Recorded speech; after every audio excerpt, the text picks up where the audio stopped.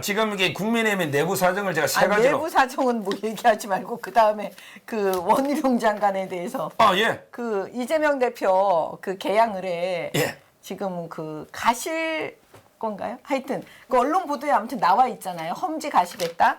그다음에 이재명 대표의 개양을 출마할 수도 있다. 지금 그렇게 얘기가 나왔는데 그 부분에 대해서 이니환 위원장이 막 눈물이 날 정도로 고맙다 그러잖아요. 그거에 대해서 말씀하시죠. 자, 그러면 원희룡부터 합시다. 제가 네. 원희룡, 한동훈, 인유한 돼 있는데 네. 원희룡 장관은 제가 이제 개인적으로 상당히 친합니다. 사적으로 이게 뭐 그냥 후배니까 대학 후배고요. 말 놓고 지내고 술도 몇 번 먹고요. 친한데 그 희생 정신이 강해요. 저는 그분이 그 간다 이렇게 이제 험지로 내가 가겠다 이렇게 했고요.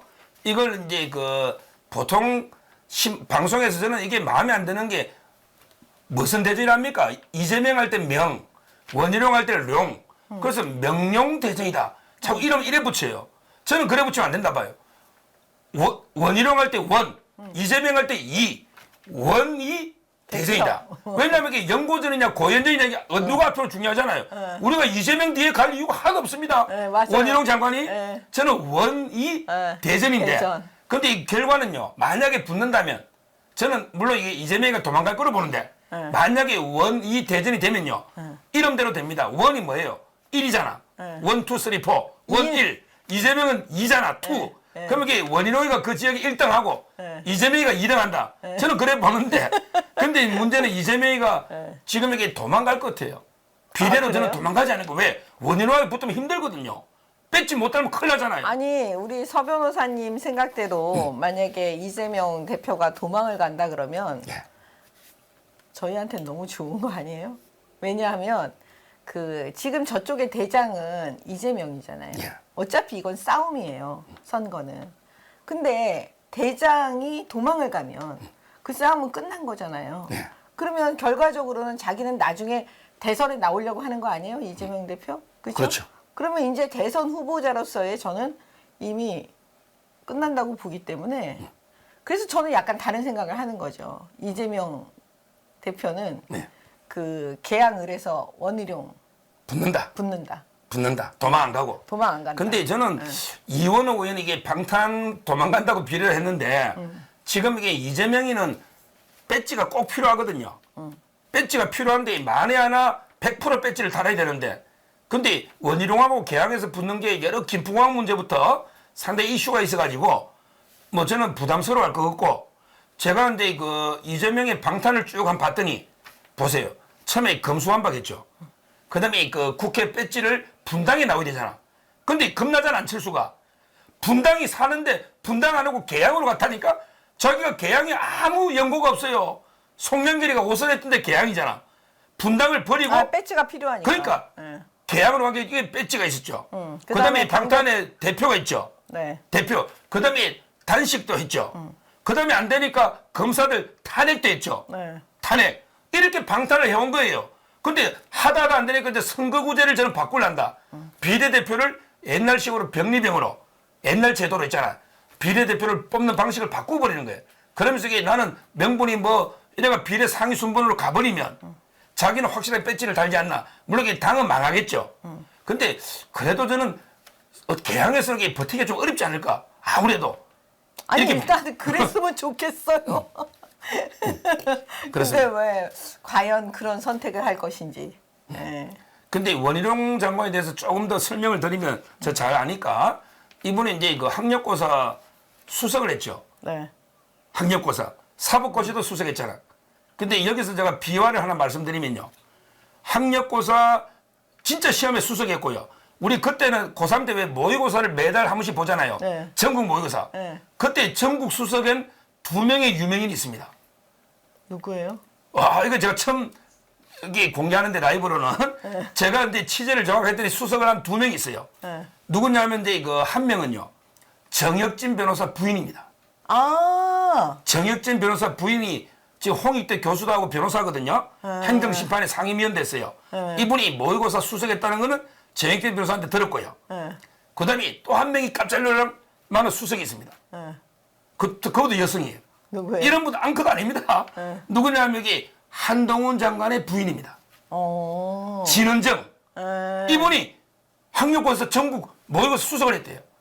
와, 한동훈 장관보다 이게 머리가 더 뛰어난 건지 지금 두 분이 지금 있는데, 근데 원희룡 장관이 그렇게 두 가지 다 수석을 하고, 그 다음에 우리 의원님이 지금 한참 뛰고 있는 양천에서 국회 3번 하고, 맞아요. 제주도에서 2번 했잖아. 네. 5전 5승이죠. 네. 선거 불패입니다. 맞아요. 그래서 제가 볼 때는 지금 그 계양을에서 만약에 예.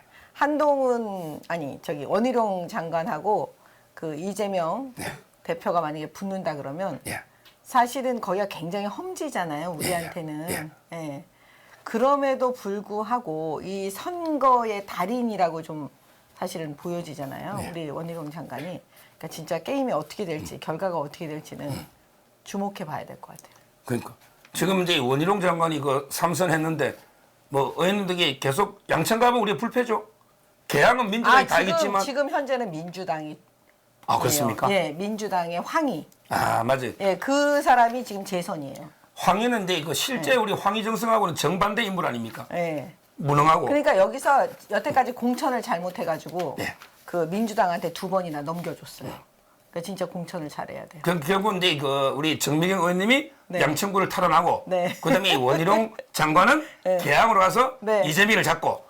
이런 데 그 시나리오가 네. 가장 바람직하고요. 네. 자, 그다음에 그 한동훈 그래서 그거 해야 된다니까. 형사소송법 예. 그 개정안 빨리 내가지고 재판 그 지연시키는 사람들 예? 그거에 대해서 못하게끔 어떤 전략을 짜서 그 규정을 다 집어넣어주고 판사가 이상한 행동을 했을 때 예? 그러면 그 부분에 대해서 어떻게 막을지 방패들을 전부 다 집어넣어줘야 된다니까요, 법에다가. 그러니까요. 예. 그럼 이제 그 한동훈 장관은요. 네. 오늘 이제 그 울산에 갔죠. 제가 옛날에 그 우리 그 대동 여지도 있잖아요. 김정호 대동 여지도 이후에 그 여지도를 그린 사람이 딱 2명 있었거든요. 한 명은 이제 김재동이라고 있잖아요. 옛날에 그 나쁜 무식한 김재동이가 이게 특강 다니는 걸 그림으로 쫙 그려놨더라고. 제동 여지도. 그다음에 이번에 이제 동훈 여지도. 한동훈 장관이 대구 찍고 대전 갔다가 오늘 이렇게 울산에 갔거든요. 가서 이제 맞춤형으로 잘 이야기를 해요. 맞춤형으로. 그러면서 이제 그 울산은 뭐니뭐니 해도 현대잖아요. 그래서 이제 그 정주영 회장이 옛날에 그 모래사장에 현대중공업 있잖아요. 네. 이런 데 말씀도 하면서 지역 맞춤 하고 있거든요. 뭐 앞으로도 그 행보는 계속될 텐데 지금 이제 그 한동훈 장관에 대해서 오늘 이제 그 이준석이가 뭐랬냐면 이게 그 자기를 의식해가 나왔다면 너무 빨리 나왔다. 아니 이런 말도 안 되는 과대 막 자기를 의식해가 이준석이가 자기 의식해가 한동훈이가 너무 빨리 나왔다. 이 말은 어떻게 봅니까? 이준석이가 너무 건방진 과대망상 아닙니까? 자기만 생각하고 자기 중심적으로 가면 모든 게 자기를 중심에서 돌아가니까 그런 표현을 쓰겠지만 사실은 뭐 대구에 참 이준석 전 대표가 대구에서 출마한다? 대구로 간다? 막 그랬잖아요. 근데 이번에 한동훈 장관 대구에 갔을 때 모습 보셨잖아요. 예. 그게 정답이라고 저는 보여져요. 그리고 진짜 이게 황당한 게 이준석이가요. 네. 한동훈한테 내가 제안하는데 그 춘천에 나가라. 이게 저는 엄청난 꼼수가 있다 봐요. 춘천에 나가라. 이렇게 자꾸 이준석이 그래요. 근데 춘천이 어디냐? 한동훈 장관 아버지 고향인. 한동훈 장관 아버지 고향이야. 한동훈 장관은 청주, 충청도 있잖아. 청주에서 태어나가지고 초등학교 있다가 서울에 강남에서 이제 압구정에서 고등학교 나오고 서울대 나왔잖아요. 그러니까 아버지 고향에 나가가 연구를 해라. 이게 저는 이준석이 자기를 합리화하는 거예요. 이준석이가 대구하고 아무 연고가 없어. 근데 아버지가 대구 사람이야. 이준석의 아버지가 대구 사람이야. 경북고등학교 높거든요. 그러니까 한동훈 너는 이제 너 아버지 고향인 강원도 춘천 가고 나는 우리 아버지 고향인 대구를 내가 묻겠다. 그러니까 아버지 고향이 연고다. 이게 말이 됩니까? 아버지가 태어나면 다 연고입니까? 본인은 아무것도 없는데 이게 어떻게 생각합니까? 이준석 황당하잖아요. 지금 어차피 이준석 전 대표는 이제 그 노원인가요? 그쪽에서 본인이 이제 힘들다고 생각하니까 이제 대구로 내려가서 자기가 뭔가 좀 해보려고 하는데 사실 그게 쉽겠습니까? 제가 볼 때는. 예?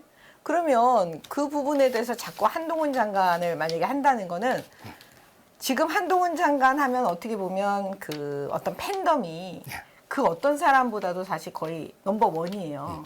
그러니까 그 팬덤이 1등인 사람, 예? 그 사람과 같이 자꾸 얘기를 하면 같은 급이 되는 거잖아요. 그러니까 그런 마음에서 계속 그러는 게 아닐까. 저는 그게 자꾸 보여요. 지금 이제 이준석하고 한동훈을 비교하는데 하나만 더 합시다. 하나만.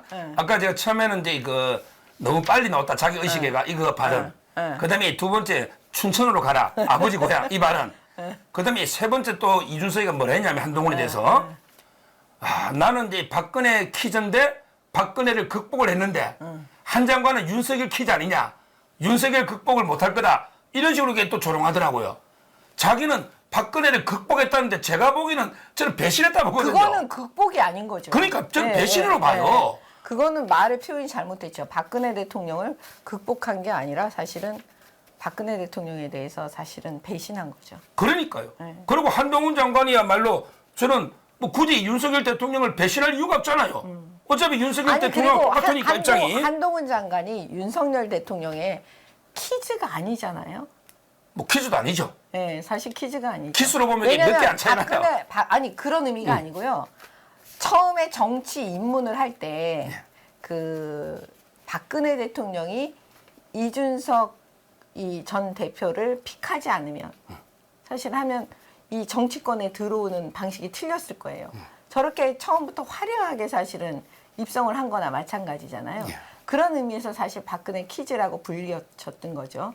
근데 지금 한동훈 장관은 사실 본인이 검사일 때 민주당 문재인 정권 하에서 민주당으로부터 너무나 심한 이 박해를 당했죠. 예, 그래서 어떻게 보면 피해자였잖아요. 피해자 입장에서 윤석열 대통령이 이제 대통령이 되면서 본인이 이제 그 장관으로 들어오게 된 거예요. 근데 그러면 장관의 자격이 없는 사람이 장관이 된 거냐? 그게 아니었잖아요. 예, 검사로서 유능했고, 그러니까 검찰에 있을 때 그런 여러 가지를 감안해서 장관이 됐기 때문에 윤석열 대통령의 키즈라고 말하기는 조금 어려운 거죠. 다른 거죠. 그렇죠. 예. 그럼 이게 결론적으로 한동훈 장관은 이게 어디 나가야 됩니까? 결론적으로. 저는 이번에 이제 국회의원이 반드시 돼야 되고, 그다음에 그 반드시 돼야 되는 장소 중에 대선을 생각해서 나가야 된다고 봐요. 그래서 이제 여러 가지 이제 말들이 나오는데 그래도 종로를 나가는 게 맞지 않을까. 아니 제가 생각이 똑같네요. 네, 그게 왜 그러냐면 사실은 이 정치권에 오래 몸담으면서 있으셨던 분들의 얘기를 좀 귀에 귀담아 듣는 게 필요한 것 같아요. 저는 진짜 많은 분들의 얘기를 들어봤는데 한동훈 장관에 대해서 과연 어디로 갈 것이냐 이런 얘기들을 뭐 그 논설위원들도 굉장히 많이 말씀하시잖아요. 근데 다 종합해서 듣고 저의 결론은 뭐냐면 그래도 종로에 나가는 게 좋지 않을까 이런 생각이 들었어요. 그래야 그 다음에 이제 대선을 바라볼 때 뭔가 이 상징적이라 그럴까 그런 게 있잖아요. 그다음에 저는 두 번째 이렇게 생각해요. 제 개인적인 생각이긴 하지만 제가 최고위원을 2번 했잖아요. 그다음에 총선도 치르고 대선도 치르고 지방선거 다 치렀어요. 그런 경험들을 볼 때요. 그 지역구에 나갈 때는 눈치 본다는 느낌이 들면 일단 안 돼요. 그다음에 두 번째는 뭐냐면 밀려서 나는 나가기 싫은데 꼭 밀려서 나가는 것 같은 거 이거 하면 안 돼요. 왜냐하면 그 지역구 주민들은 그런 거에 굉장히 예민하세요. 예, 그러니까 뭐냐면 당당하게 내가 원해서 나는 종로를 택했습니다. 예를 들면 나는 어디를 택했습니다. 그리고 나가고 상대가 누가 오든지 간에 와라 이거예요. 와라. 내 싸워서 나는 이긴다. 나는 그만큼 내가 여기에 뼈를 묻겠다. 이런 마음으로 갔기 때문에 그런 거에 뭐 눈치 볼 게 없다니까요. 계산할 것도 없다니까요. 저는 우리 한동훈 장관이 그래주길 바래요. 알겠습니다. 제가 이제 이거 같은 생각 아니에요? 맞습니다. 제가 이제 한 말씀을 꼭 국민의힘 쓴소리 하고 마쳐야 될 것 같아요. 의원님 관련하면 지금 이게 국민의힘이 조금 더 또 오만해지려고 합니다. 지금 이제 그 최고위원 그 빈자리에 김석기 우리 그 경찰 출신의 영남이죠. 이런 게 분을 다시 이게 최고위원으로 했다. 이 말은 이게 영남권 경찰 출신이 지금 이만희, 윤재호까지 도대체 몇 명입니까? 국민의힘은 수도권으로 중도로 젊은 척으로 나가야 되는데 영남권의 지도부 채운 거 저는 그게 문제 있다 보고요. 그 다음에 두 번째, 김기현 대표 희생 안 하고 지역구 의정보고서에 마치 이게 울산에 출마할 것처럼 이런 식으로 이게 지금 세과시를 하고 있다. 장재훈처럼 이것도 이게 문제가 있다. 저는 이렇게 보고요. 지금 이렇게 그러다 보니까 혁신위원 중에 3, 4명이 사퇴하겠다. 이러고 있거든요. 여기서 저는 중요한 게 김기현 대표의 다시 한번 이게 결단을 촉구합니다. 왜 그러냐면 결국 혁신위하고 김기현 체제는 운명 공동체입니다. 혁신위가 무너지면 김기현 체제는 무너지는 거예요. 저는 김기현 대표가 불출마나 희생을 하고 헌신하면 김기현 체제를 보장해줘야 된다. 총선까지 가야 된다. 이래 보지만 그러게 끝까지 본인이 울산에서 5번째 배지를 달겠다. 이러면요. 혁신위도 조기 종료되면서 이게 무너지고 그러면 이게 김기현 체제도 무너진다. 운명 공동체다. 정말 이게 정신을 다시 똑바로 차려야 된다. 너무 이게 민주당이 막말로 자멸하니까 또 이게 오만한 병이 도지고 있다. 저는 이래 봅니다. 제가 틀린 말 했습니까? 곤란한 말 안 해도 됩니다. 아니 다시 돌아가서 한동훈 장관 예. 충청도에 나가는 거는 또 어때요? 저는 그건 아니에요? 수도권 해야죠. 수도권 해야 돼요? 예, 아 충청도는 아니에요? 그렇습니다. 거기 연고가 있는데? 그는 이제 어릴 때 조금 살았지만 네. 서울에서 저는 해야 된다. 종로 이렇게 봅니다. 아니 왜냐면 충청도도 늘 스윙보트 지역이잖아요. 그렇지만 이제 어릴 때 조금 있다가 서울로 왔기 때문에 그리고 이게 서울이 정치의 중심이니까 특히 종로에는 중구가 붙거든요. 중구 종로니까 그게 맞다 보고요.